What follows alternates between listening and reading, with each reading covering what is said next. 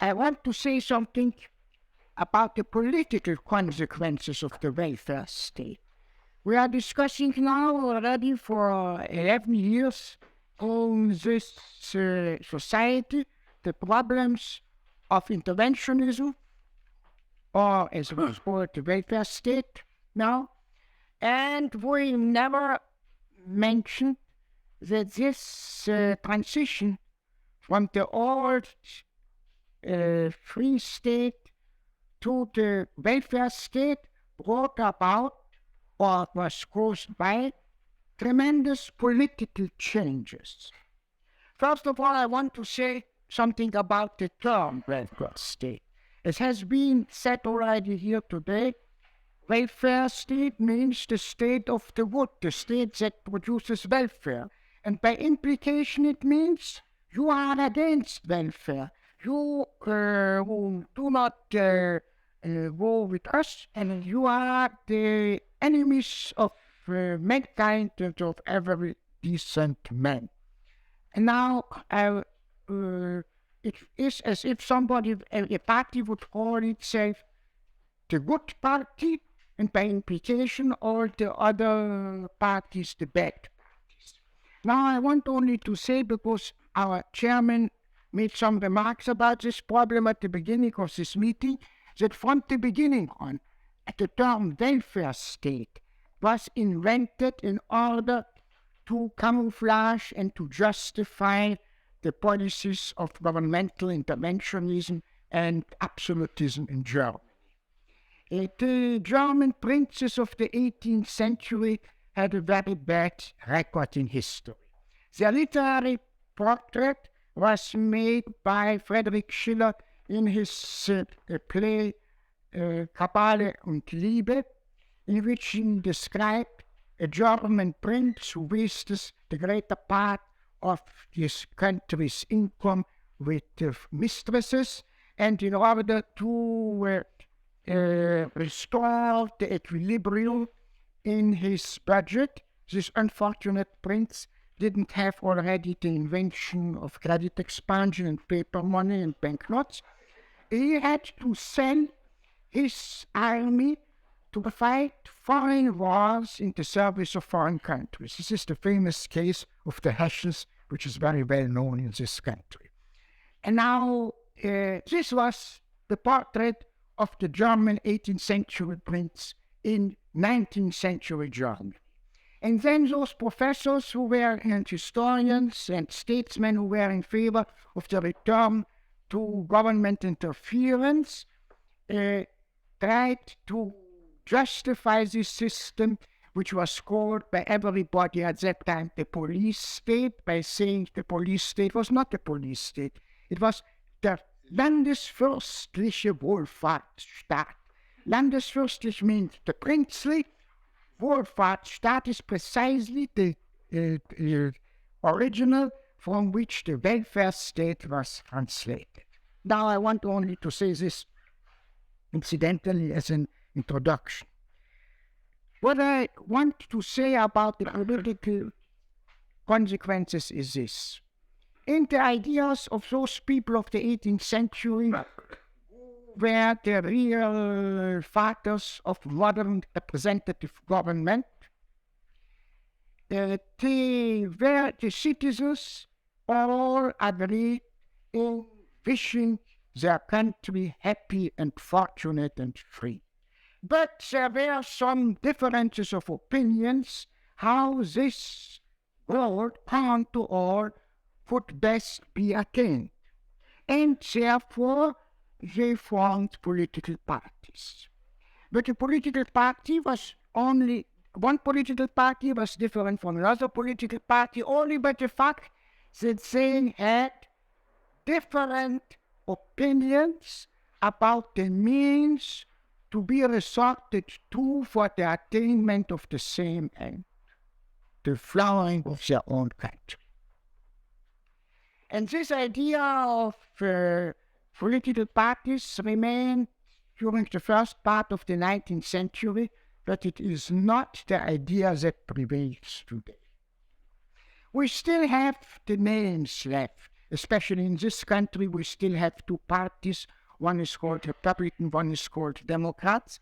And there are certain differences between them, mostly personal differences, but there are also very important identities of programs between them. Because what the member of parliament is interested in today, whether in this country or another country, is not the welfare of the nation, but the welfare of his constituency.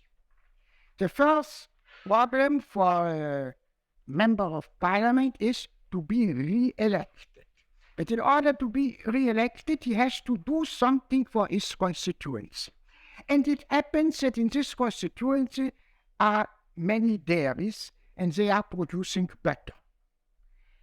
And therefore, this member of parliament, it doesn't matter whether he belongs to the left, the right, to one party or to another party, he is a member of parliament for butter.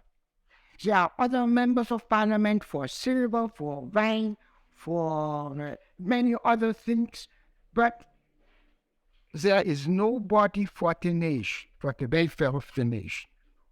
And it doesn't matter for this man, for our better men, whether the other better men in parliament, he's not the only one, belongs to his own party or to another party.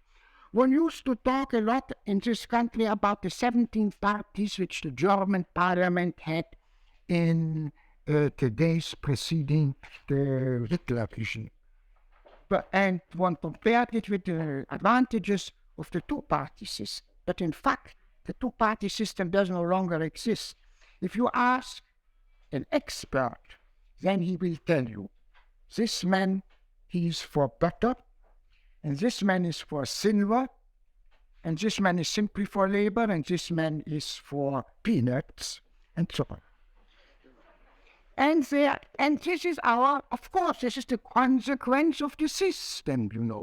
If the government makes law in favor or against something, in favor of butter and against margarine, then of course the consequence is that the members of parliament are interested in these problems, that it means something for them.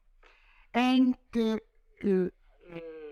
therefore, many things can be explained. Especially what you can first of all explain is, people complain, they say the days of the great parliamentary leaders and speakers are gone. There is nobody today to make such great speeches as once were made in the parliaments of all nations. Today, the stature of the members of parliament is much smaller. But what do they want? One could make great speeches in ancient Athens against Philip of Macedonia, who wanted to destroy the liberty of Greece. One could make in ancient Rome, Cicero could make speeches against Catilina the revolutionary and so on. But do you want to have a great speech against margarine? You can have a great speech against Philip, but not against margarine. But this is the problem of the member of parliament. It's not true that these are the lobbyists. The lobbyists are only technical advisors of these people. The decisive problem is that there are members of parliament who know from the first day on that, I'm not talking about any special country, they know from the first day on that their duty is to do something for silver or for butter or for peanuts or for cotton. What they have to do, this is another thing. Yeah, they need advisors and they elect these advisors. I wouldn't call this corruption, because it's absolutely open. Everybody knows about it. Everybody knows that this member of parliament has to fight for the interests of the dairy farmers, and the other man has to fight for the interests of peanut producers. Therefore, I wouldn't call it corruption. But I want also to say something about corruption. And before saying this, I want to say any similarity of what I have to say with governments, countries, and nations, living or dead, is purely accidental. I am not talking about any country which you know. I am only talking about a country which I know very well. It's the country of Mauritania. Now, Mauritania has a problem of corruption. They talk about it. Let us take one example. There is, under modern interventionism and the welfare state, a very popular system and method. Many professors have written big books about it. This is called quantitative trade controls. That means that the amount of foreign goods of a certain quality which can be imported is restricted. And that means that you need an import license in order to import. Now in this country, Mauritania, there's a tremendous shortage of waste paper baskets. You know, they need so many waste paper baskets in their offices. They have so many offices. And therefore, the price of waste paper baskets is higher in Mauritania than it is abroad. By importing, you could equalize the price, but this would be very bad for the Mauritanian waste paper basket manufacturers. And they are especially concentrated in several districts in which the members of parliament are in favor of a quantitative control of the import of waste paper baskets. If you get such, if this requires, of course, what the professors never said in their books, that there is an office that gives permits to people to import a definite quantity. And this is a very valuable permit because the price is very different between the two countries, and by importing, let us say, 5,000 waste paper baskets, 5% of the total amount admitted, you can make, let us say, $20,000. Or I am speaking of Mauritania. This is the type of problem. Now, who gives this permit? The permit is very valuable. Since there's a man in an office, and there is a sheet of paper, and if he writes on this sheet of paper, permit to import 5,000 waste paper baskets, this means money. It means $20,000. Now, of course, our doctrine assumes always that in the welfare state, the officials are angels.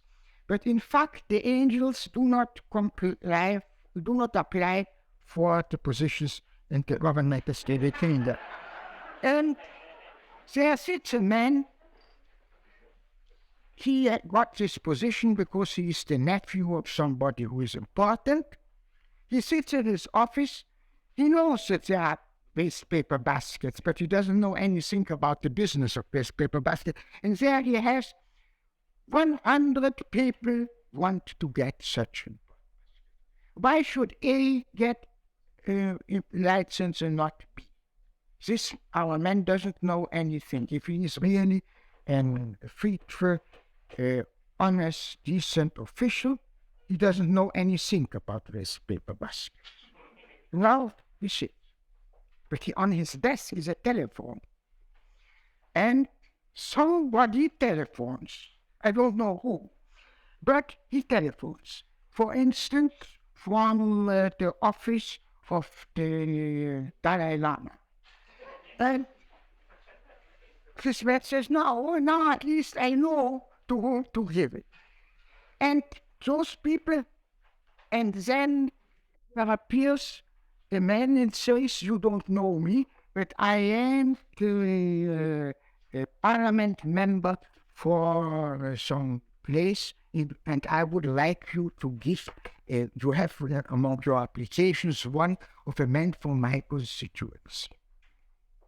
I do not assume that any money is used to bribe either the man who made the telephone call or the member of parliament who appeared in this office. No, I don't want to discuss such dirty subjects. But the question is, what else did the public expect? What else? How can, if they make a law which practically discriminates between people who are getting such a piece of paper from the office and people who are not getting it, what was their idea? Who should get this import license and to whom should it be denied? Therefore, to use a term which we hear today, nowadays very often implied in a very inappropriate way, I want to say that there the corruption is built in. It is necessary. Without it, it doesn't make any difference whether the man says, I like better the name of this applicant than the name of the other applicant and so on. There are no reasons to give the meaning of the permit means simply that the man who got it will get a certain amount of money out of the pockets of the people. It is another question, because the people is not interested in these things. They have elected these members of parliament, and they are getting what they deserve.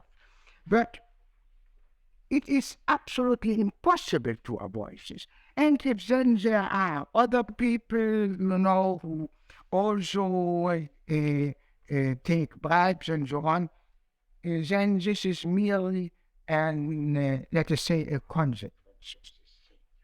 One must not, we are discussing, and I did it always until today, we are discussing the welfare state and interventionism and the various interventions under the assumption, under the theoretical assumption that all men are angels.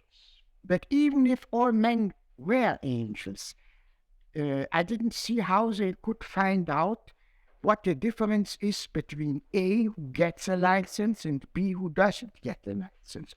Or what the difference is between butter and margarine. There are people who like margarine, and those who don't like margarine are not forced by anybody to eat margarine, to buy and to eat margarine. But nevertheless, the law wants to make differences between them and so on. And we have every day a number of laws that and other administrative provisions that do these things. When people, it happened sometimes when a man came to me or wrote me a letter in which he said, as you are criticizing interventionism, you will probably be very much interested in the fact that here and there were bribes and so on. If these informers who informed me were lawyers, then I answered them that I am dealing with these problems under the assumptio juris et de jure, that there is no bribery, that there must be a division of labor between people. Other people may deal with this, and I don't want to deal with it. But I find it nevertheless necessary to discuss this problem today, because we have now a case which is really astonishing. The case is that we had Congress, and this Congress knew that in November there will be elections. And because there are elections, they were very open. They gave away money and money for everything. And the result is that the country is faced with a deficit of $10 to $12 billion. And nobody has any idea how this could be, how this deficit could be covered otherwise than by inflation. And therefore I think that when we will be discussing 2 days, or is it already tomorrow, when we will discuss inflation, we cannot separate this from the fact that the system of government, of interventionist government, makes such inflation the only way out, because every member of parliament in Mauritania and in other countries tries to get something for his own country. Once at the beginning of this period it was a railroad or a bridge, it was comparatively very cheap. Now it must be a big hydroelectric work or something like the Tennessee Valley Authority or something like that. It gets more expensive more and more, and he doesn't bother how to find the money. This is another body's problem. This is the problem for the government, he says, for the bankers, for the people. What he has done, what has been expected from him, his constituency gave him the order or asked him to do something for them. And when he comes back, when he has to face re-election, they will ask him, what did you do? And then he said, but look, here I voted in favor of this and I voted in favor of this and so on. And the question is only, who has to foot the bill? Perhaps we will answer this question in discussing inflation. Tomorrow, is it, or the day after tomorrow? Thank you.